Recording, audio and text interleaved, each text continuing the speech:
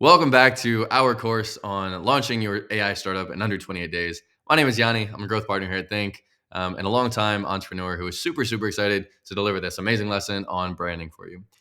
So, what is branding? Branding, in this chapter, we're going to talk about setting your values, naming your business, how to get it right, how to design a logo, and all the other things that you want to do to create a personality around your new business. Um, Before we get started, remember the source of our credibility here. Firstly, my decade plus of experience in entrepreneurship, running, advising, founding, and doing all these other crazy things with businesses. And then obviously on Thinkk side of things, having launched 45 plus AI startups last year. And so all the insights that you're going to be getting, all the insights that you're going to be receiving are going to come from a mix of my personal experience, as well as some of the data-driven insights that we've gathered throughout all these launches and growth strategies that we went ahead and put together. Let's go ahead and get started on how you build a brand. And so the very bare basics of building a brand is not starting with a color scheme, or not starting with a logo, or not starting with a name even, but actually setting your values and getting very deep on what exactly are my values as a company. Because what you'll see is that the minute you have your values in place, everything else is going to actually just kind of fall into place very effortlessly. Steve Jobs actually is very famous for saying one thing, which is that we have a very short time for anybody to get to know us. And so we have to be very clear about what we want them to learn. He said marketing is about values. And so that's exactly what we're going to start with here. So in order to set your values, we're going to look at three things. The first one is your core values, right? So like, what do you stand for exactly? Your target market. So like, who is it exactly that you serve? And then what exactly that you do better than anybody else? Your USP or your unique selling proposition. And you want to take all these in mind when coming up with some values. Your values might be transparency or honesty or sustainability, inclusivity, innovation. You want to figure out what these are, because you can imagine that, let's say I were to go ahead and pick, transparency as one of my values. Well, all of a sudden I might end up with a color scheme which is very like transparent and translucent websites and all the rest. If, however, I have values which are based around sustainability, you can imagine that I might have some greens and some browns in my color scheme, right? So, in other words, don't start with the color scheme, start with the values and then work your way down. Again, it becomes a lot easier to set a color palette when you have your values in place. And so, but let's talk about like what a color palette actually looks like.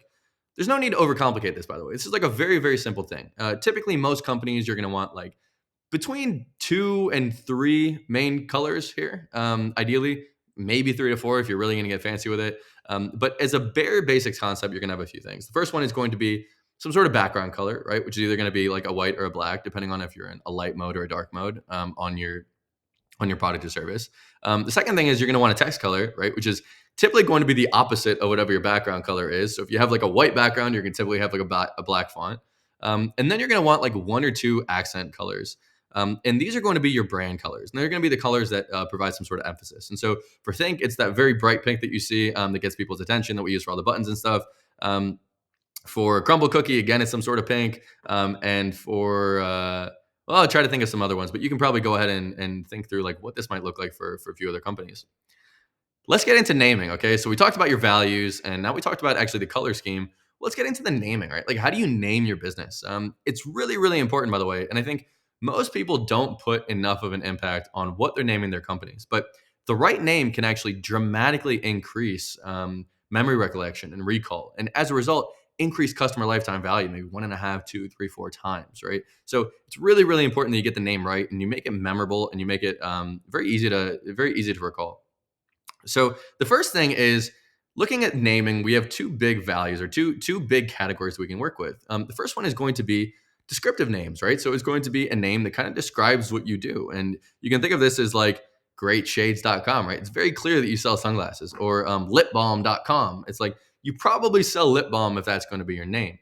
There are other companies, however, which are not going to be as descriptive. And you can think of those as companies like Apple or Snowflake or Google or any of these other companies, which are like different or made up names or a whole bunch of other things. And what these allow a brilliant brander and a marketer to do is it allows you, because there is not inherent clarity around what you do because of your name, it allows your marketing to kind of fill that void. And so people naturally will have this sense of curiosity about what you do.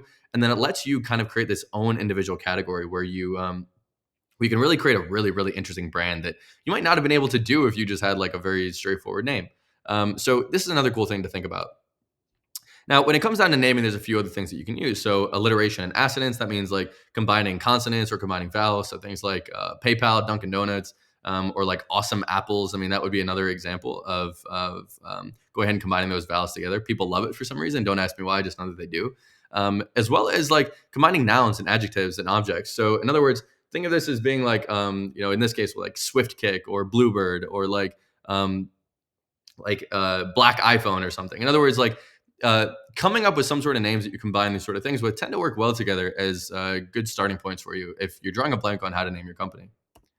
Um, Another thing you can do, obviously, just come up with new words altogether. So, or pick even words from different languages. So you have a company like Klarna. Klarna is not necessarily a made-up word, but it is a word in a different language. It's kind of made up to most people that speak English. Google is another name which I don't really think means a whole lot. So you want to go ahead and use this as a last result, though, because if you use this in the beginning, you're very likely to pick all sorts of made-up words that just are not easy to spell or difficult to pronounce or a whole bunch of other things. So those are a few different naming strategies.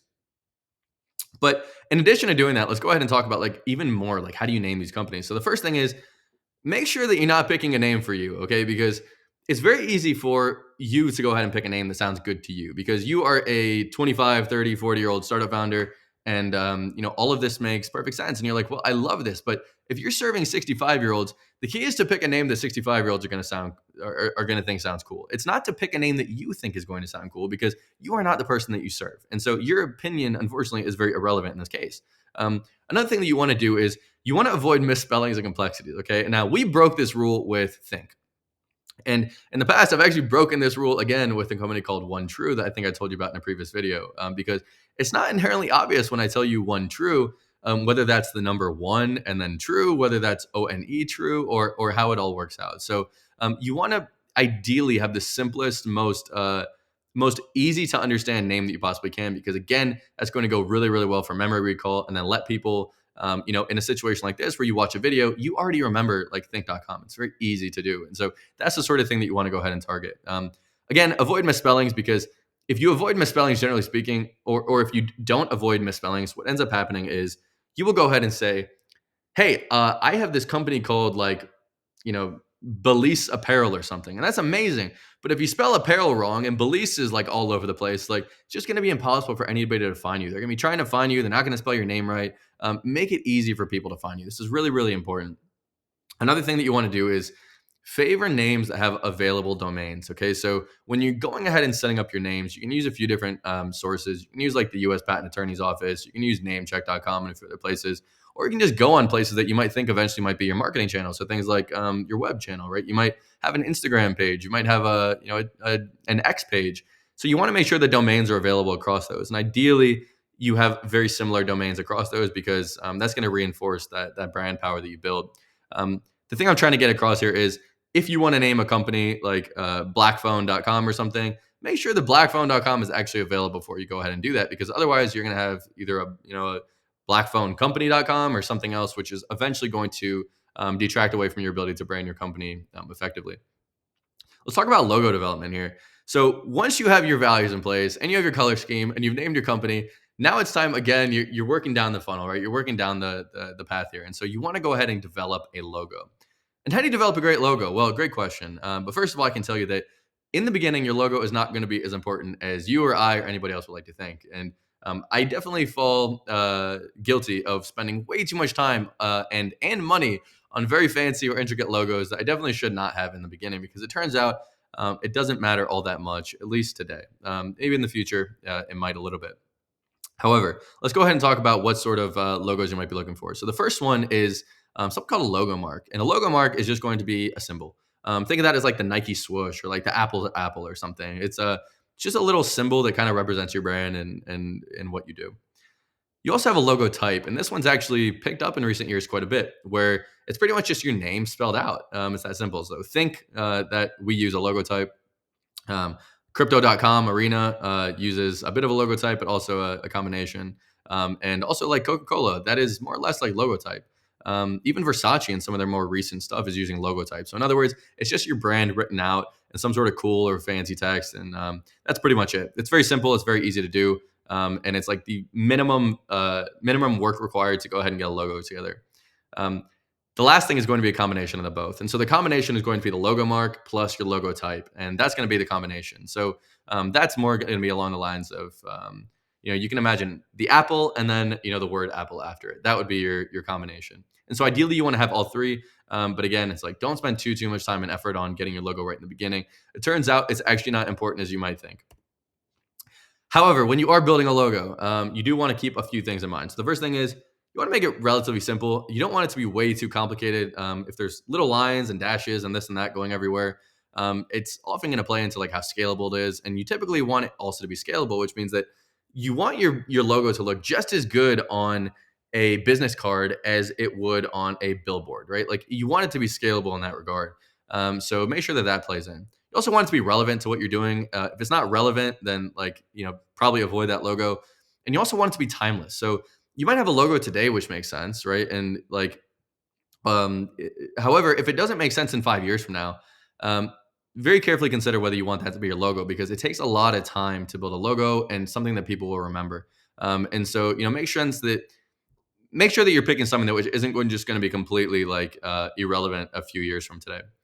The last thing that you want to do is adaptability, and so adaptability just means that you could place it again on a coffee cup or on a billboard or anything else, and that it's adaptable across different ways. It also means, however, that it's adaptable across different color schemes, and so you want to make sure that your logo, whatever it is that you're doing, even though some people have started to move away from this because of saturation in the logo space, you typically want your logo to work just as well in color as it would in black and white. And so that's kind of what we mean by adaptability here. If it doesn't, strongly consider whether you want to keep that logo or not. One last thing here is going to be the power of spacing. And so there's a whole bunch of different attributes that we can consider when it talks about branding. And we can talk about your values, and we can talk about your naming. We can talk about your color scheme and all the rest. And the way that some of this works together is going to be through your spacing. So if you look at a company like Apple or Equinox, they have quite a lot of spacing in their websites and some of their branding materials and some of their imagery. And the reason they do that is because a lot of white space ends up creating a bit of a luxurious appeal. So in other words, for some of these higher ticket or higher quality companies, typically going to be seeing a lot of white space or black space even. If, however, you are a legal company or something, and you're really trying to get people to act fast, maybe you go ahead and actually tighten up that spacing in your website and in your marketing materials because it evokes almost a sense of urgency or hey, get going. We need some energy here. Whatever sort of whatever spacing you do end up deciding on, however, make sure that you keep it consistent. This is going to reflect back on your consistency. It's going to reflect back on your professionalism, and that right there is going to reflect back on the quality of your product or service, whether you like it or not. So remember to stay consistent with your branding. Remember to stay consistent with your spacing. And generally speaking, this is how we go ahead and get together the bare basics of what a great brand is. If you need help with any of this, if you need help with branding, getting a logo together, picking a great name, if you need help with figuring out what your values are, go ahead and book a workshop on Thinkk.com. I'll leave a link somewhere around here that you can go ahead and do that. And I'll also leave links to a few other educational materials that are available on the website. You can go ahead and use to continue your learning absolutely free at zero cost to you. And so thank you very much for bopping in. I appreciate it. I hope you learned a little bit about how to go ahead and set up a great brand for your company. And then the next stuff, we're going to also be covering marketing. Thank you.